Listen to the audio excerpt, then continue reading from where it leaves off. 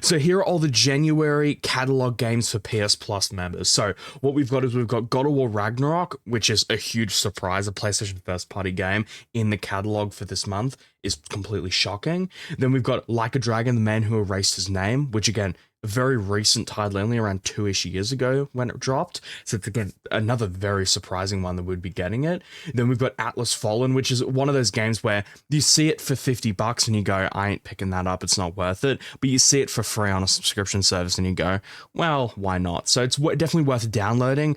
I just wouldn't recommend actually buying it because it's just not very good in that sense. I wouldn't spend $60 on this game. But if you saw it on the catalog, I would recommend downloading it and just giving it a shot. Maybe it is your type of game.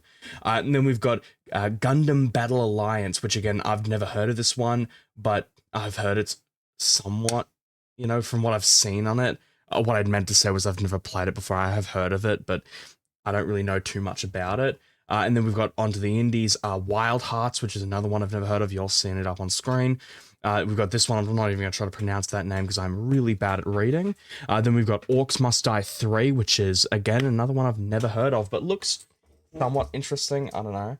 And then we've got Citizen Sleeper, which is, once again, another one I've never heard of, but does look interesting. It looks like a very creative indie game. Then we've got Poker Club.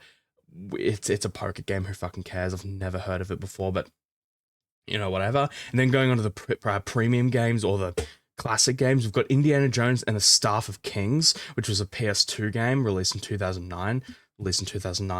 On the PS2. That makes no sense to me, but whatever. And then we've got Medieval 2, which was already on it like a couple months ago. So classics wise, the classics are kind of a huge L, but ultimately AAA and indie wise, this is a pretty decent month. And then we've got no VR games for this month, so that's a little bit disappointing. But I want to hear what y'all think about this month. Do you think it's a W? Do you think it's an L? Personally, I think it's a W, but I've already played most of the AAA games on this list, and I'm not too interested in a lot of the indie games. Probably besides Citizen Sleeper. That one looks very interesting, but I want to hear what y'all think. Keep up as more information comes out. Not that there's any more information. This is, one thing. Whatever. Doesn't matter. All good. Bye.